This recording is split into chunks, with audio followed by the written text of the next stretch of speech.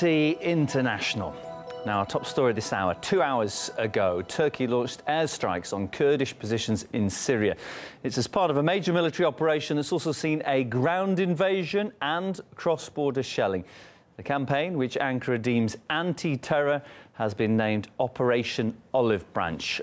Let's go live to our correspondent, Paula Sleer, who's been following events. Paula, can you tell us what is happening now in Afrin, and do we know any details of this operation?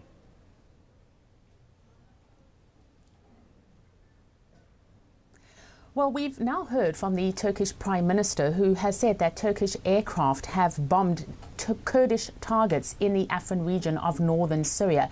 Now, we're also hearing from the Turkish media that the Turkish military is being supported by Turkish-aligned Syrian opposition rebel fighters. And according to reports we're receiving on the ground, there has been a convoy of buses moving to the area. It is understood that the rebel fighters are on those buses, and also trucks with machine guns. Now, Turkish media is reporting that the operation has officially started and been declared, as you mentioned, Operation Olive Branch. We also understand that there are at least 8 F-16 aircraft that are involved in this military operation that is currently underway.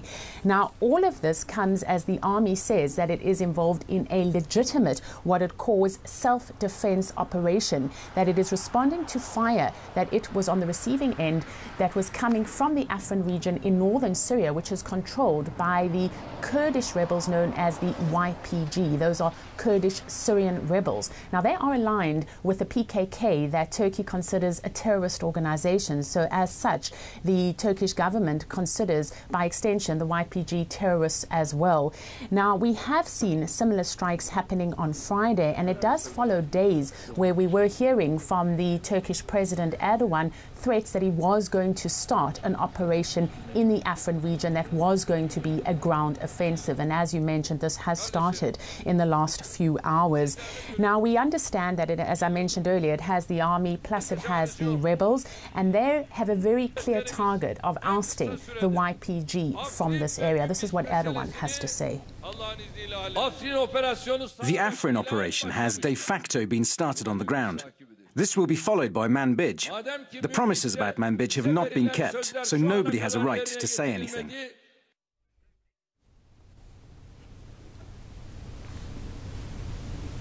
Now, Manbij is an area that is predominantly Arab. At the same time, it is on the west of the Euphrates, and it is an area that the Turkish government and army have had their eyes on for quite some time, urging the Kurdish fighters there to pull back.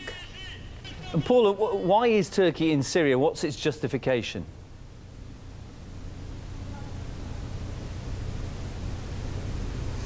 Well, the whole concern is the concern that the fighting from Syria will flow over into Turkey, particularly what Turkey considers the extremist and the terrorist elements. Now, since last week, as I mentioned, Turkey has been threatening that it will take action against these Kurdish fighters on its border, and particularly after the United States announced that it was establishing, together with the Syrian Democratic Forces, what it called a border protection force. This has alarmed those in Ankara. They, of course, consider the Syrian Democratic Force, which in turn is aligned with the YPG, as hugely problematic.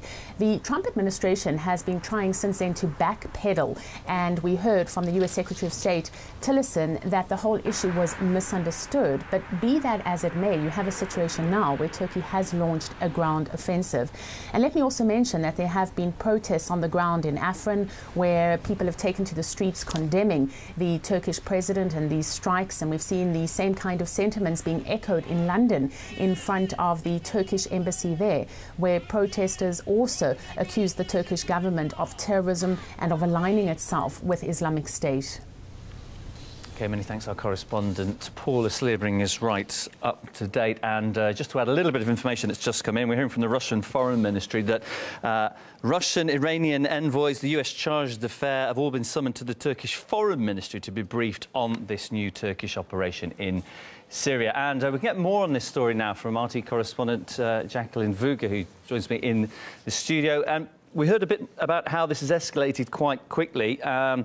It's probably still caught a few countries off guard, though. What's the international reaction been? Well, we have heard that Rex Tillerson, the U.S. Secretary of State, has already contacted his Turkish counterpart to ask about this operation, but we haven't gotten the outfall of what was discussed there. But meanwhile, Russia has said that the U.S. provocations are really the main reason behind the crisis in Syria coming to a head here. They've also called for restraint on both sides, saying that this sort of action is not what should be happening there, and have also said that they are going to take all measures necessary to ensure the safety of their troops in Afrin. The Russian ministry has also come out saying that they are going to appeal to the UN to demand the termination of this operation by Turkey in the region. So at this point, everyone's sort of reacting very quickly, as we've just had Erdogan confirming that this operation is taking place both on the air and on the ground. So we'll have to see where it goes. Yeah, it's certainly going to have antagonised a few countries. Let's get some reaction now from Beirut-based award-winning journalist Martin J. Joins us on the line. If you can hear me OK, Martin, the Turkish ground operation against the Kurds quite clearly in full swing. Could we be on the verge of a new fully fledged war in the region?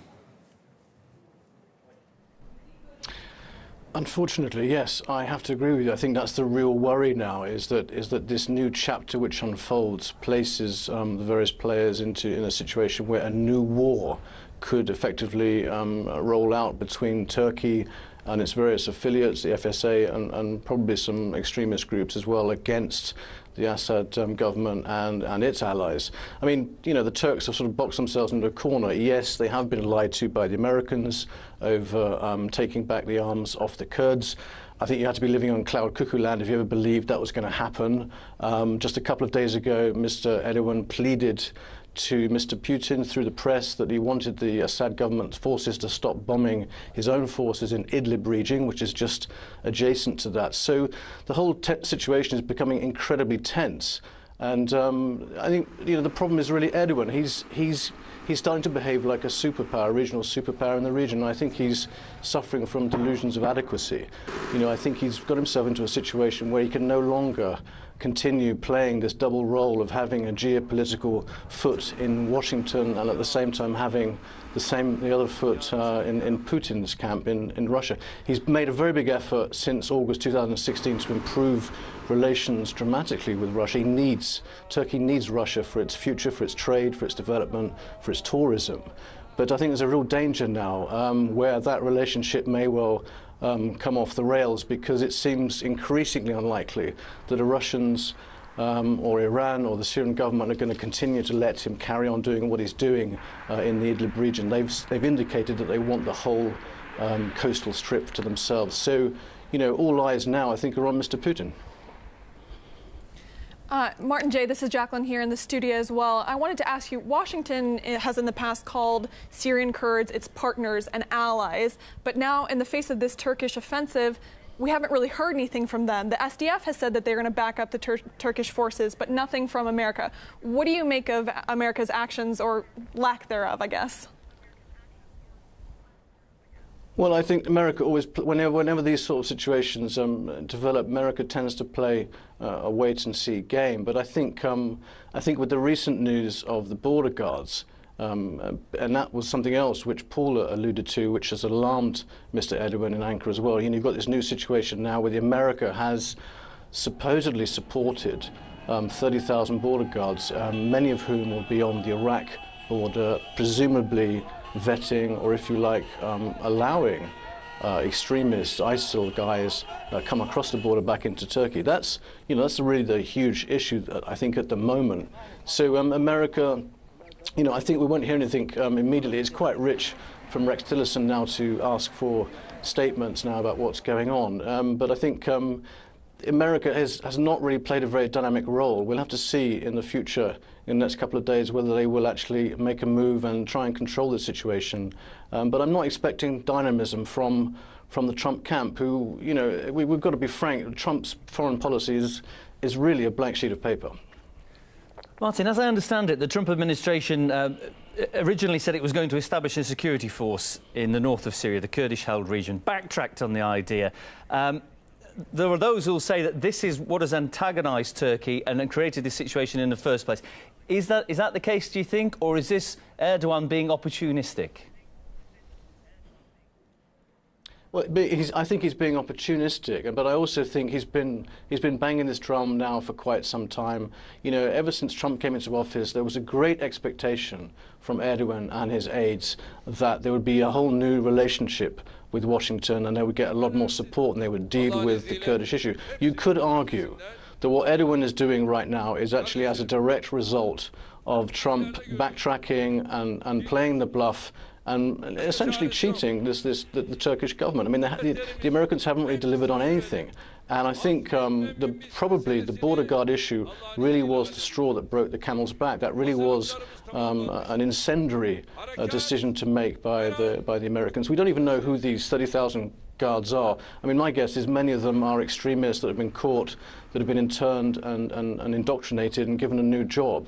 But to answer your question, I think, you know, we're looking now at, look, Steve Bannon, I spoke to Steve Bannon on the phone a week after the coup in Turkey in July in 2016. He asked me who is the most dangerous country in the Middle East. He expected me to say Iran. I said Turkey, because Turkey has such huge geopolitical ambitions in the region. It has the means to pull them off, and it has a very capricious, mercurial leader that is hell-bent on really expanding Turkey's grip in the Middle East and acquiring new friends, new partners in that role. And I think now we're seeing really Mr. Erdogan in full swing now. Is a new campaign in Northern Syria against the Kurds on one side, against the Assad forces on the other, part of Mr. Erdogan's presidential election campaign coming up. Is that really, you know, what he's expecting to do to drum up this nationalism to get elected the second time round?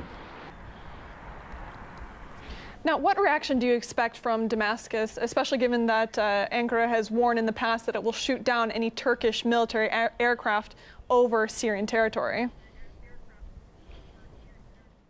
That's a really good question. Yeah, I'm not sure that the Syrians are in a position to do that. They may well, though, push forward with more attacks, more ground forces in Idlib. I mean, Idlib, you know, the whole de-escalation zone agreement between Turkey and Russia, I think, is now also going to come under the spotlight a great deal now. People are going to be asking the question more, well, you know, what really are the Turks doing there? Are they keeping a safe zone, or are they using Idlib for their own regional military ambitions? I mean, when they went in the first place, I was quite surprised that there was no battle, there were no real confrontations with the regional HST, Al-Qaeda umbrella fighters there.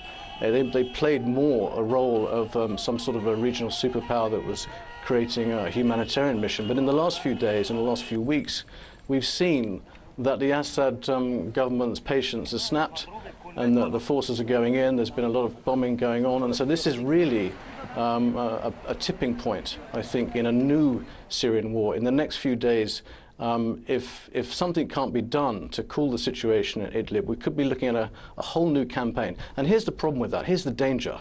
If Idlib and if the Turks used that whole region that they've got now, which is essentially 3 provinces, because with the taking of this last small region, it's all merged into one block now. If they use this block, if they use this base as a platform to launch attacks on whoever, on the Assad government, Assad forces, or the Kurds, you know, it could be a new region to attract Al-Qaeda fighters from the whole region. All those, think of all those fighters. Think of the thousands who went to Afghanistan, who went to other Asian countries, who are hiding in Iraq now. Even those who went to Egypt and to the Sinai Peninsula and other countries in Africa. Could this be a new zone to attract all those fighters back? If they arrived in Turkey, what sort of a reaction would they get at the border? You know, I think that's the question. Are we looking at now a new campaign, a new ISIL? Martin, just one last quick question, if I may. I just wanted to know what your personal take is on Erdogan and Turkey's foreign policy in general, because they seem to be slightly belligerent, not too many friends in terms of Western powers. Is it a show? Who can follow Erdogan? I mean, you know, if you look at all of the important players in the Middle East, and I do think he's one of them, you know, how seriously can you take him? One minute he's friends with Israelis, then he's no longer friends, then he's back to being friends with them. He plays this game with the Americans and the Russians. He's looking for new partners all around the region. You know, he's just developed new relations very quickly with Sudan, because there is a tiny island just off Sudan's coast which he wants to use as a new military base. So he wants to stir up trouble in the region. He wants to flex his muscles and show the region that he is an alternative to this polarized setup we've had so long in the Middle East. You're either with Iran and Russia and its allies, or you're with the Saudi and the Gulf Arab states and America on the other side. He sort of presents himself to the whole region as a third way, and I think there's a real danger here that nobody actually stops him, because, you know, the real issue is here is people are talking today about him burning his bridges with Washington. For me, that's not the issue. I think we should be looking at Mr. Putin. You know, he has huge ideas about Russia helping him with his dreams, but how long can Russia put up with this this character, this bully, this leader that seems to have no limit to how far he will go to make Turkey's impression, its stamp in the region? I mean, he seems to be, at times, he seems to be out of control.